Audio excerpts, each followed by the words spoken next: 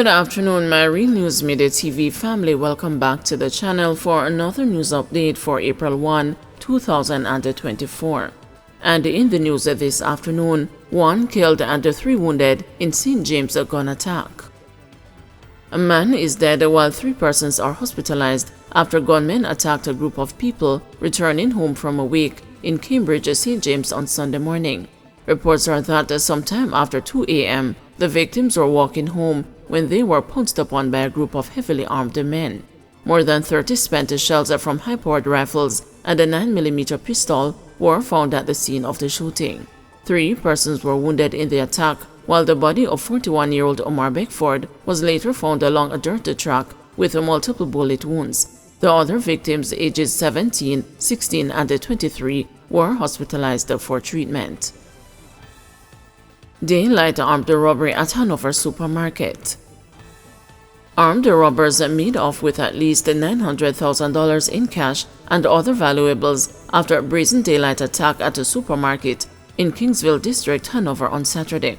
The news understands that sometime after 9 a.m., shoppers were in the store purchasing items when a white Toyota Isis motorcar stopped at the front of the establishment. 5 men armed with handguns alighted from the vehicle and entered the supermarket, forcing shoppers to the ground. The men then proceeded to rob the supermarket operator, workers, and the customers of cash and personal items. It is understood that the business operator lost over $400,000 in cash. The robbers also made off with a larger quantity of liquor and beverages valued at nearly $500,000. Chang welcomes U.S. congressional effort aimed at the stemming flow of guns to the Caribbean. National Security Minister Dr. Harris Chang says he is encouraged that U.S. legislators are turning their attention to the impact of guns from the U.S. on the lives of Caribbean people. His comment follows the news that a bill was introduced in the United States Congress to address the worrying number of illegal firearms that end up in many Caribbean nations where murder rates far outpace global averages. Congressman Joaquin Castro, Congresswoman Sheila Sheriff-Phyllis McCormick, Senator Chris Murphy, and Senator Tim Kaine introduced the Caribbean Arms Trafficking Causes Harm Act to help curb illicit arms trafficking from the United States into the region. Dr. Chang, in response, told the news that it's good to see the U.S. Congress taking some action to manage the flow of illegal firearms into the Caribbean.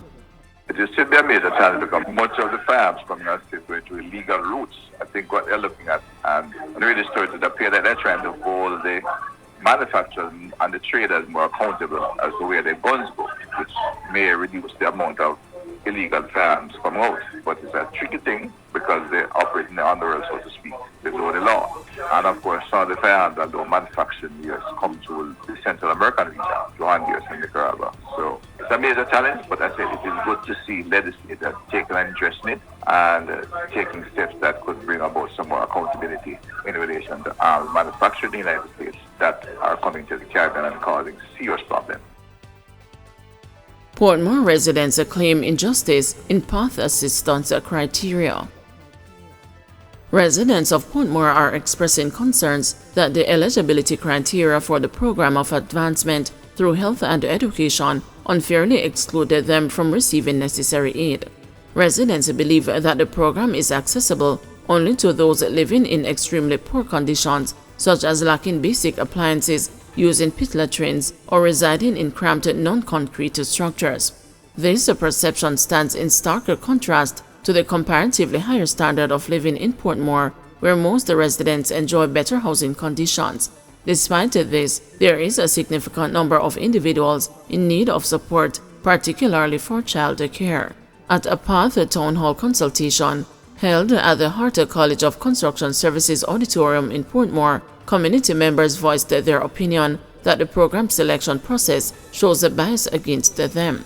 Tanisha Brown, a resident of Waterford, shared her experience of being denied assistance by PATH due to her possession of household appliances and living outside an inner-city area.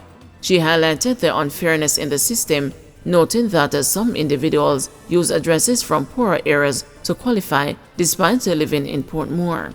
Beverly Thomas, a senior citizen, recounted her struggle after losing her business to crime and her subsequent inability to secure path assistance because she owned a house, a goal she achieved after 46 years of work. Welfare Minister Pernell Charles Jr. acknowledged the need for program review, stating that the town hall meetings are part of an effort to collect feedback for improving path. 5 million gallon water treatment system to be installed at the Loo Ground in Clarendon.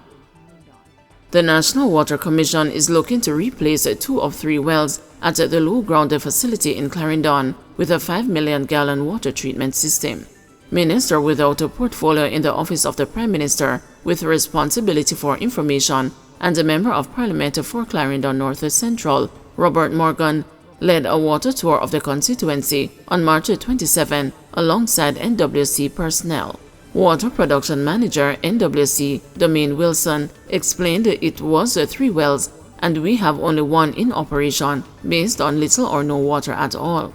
The other 2 wells are pretty low based on deforestation, and we are now looking to replace that with a 5 million gallon water treatment system, he said.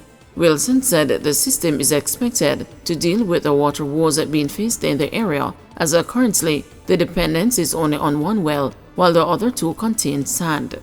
He said that the company is aiming to see how best we can augment water up into the tropical area and its environs, so that will basically alleviate most of the issues that we are having with water here.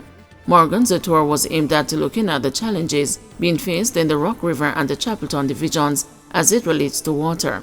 He was also joined by Councillor for the Chapelton division, Uriah Mitchell. Agriculture Ministry partners with NCU to develop a dairy sector. The Ministry of Agriculture, Fisheries and Mining has entered into a partnership with the Northern Caribbean University to develop 40 acres of fodder for the dairy sector. The institution also received the 6 Jamaica Hope cattle from the ministry, and a new milking parlor is to be constructed. Portfolio Minister Floyd Green made the announcement at the Jamaica Dairy Development Board NCU Dairy Revitalization Project launch held at the institution in Mandeville recently. Green noted that for Jamaica to regain its world leader status in the dairy sector, the amount of milk produced must be improved. We have to look at our fodder banks and the types of grass best suited for our changing climate. We also want to see more training done so that when other entities are looking for technical expertise in their areas, they can turn to NCU. We want you to train the next generation of agriculturalists, Green stated. He stated that while the dairy sector has faced significant challenges over the years, the ministry is looking to revitalize it.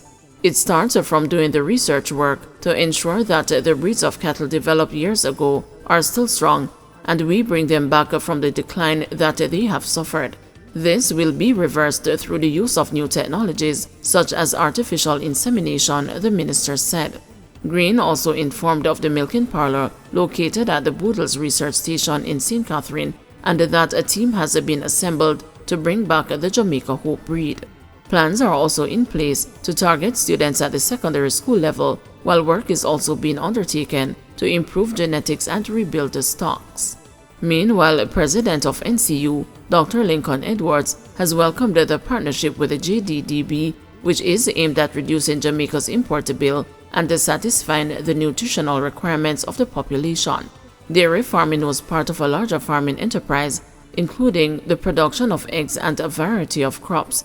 The partnership being formalized today between NCU and the JDDB is taking the university back to its roots to make it more relevant to the current and the future national developmental needs, Dr. Edwards said. Our aim is to transform the existing dairy operation within the dairy unit into an all-inclusive, vertically integrated activity to include animal care, reproduction, feeding management, milking and value-added processing that provides a tutorial interface and a commercial output, he added. The JDDB's mission is to effectively regulate and advance the dairy industry by establishing a robust regulatory framework, technological and research systems through development programs, services, and partnerships.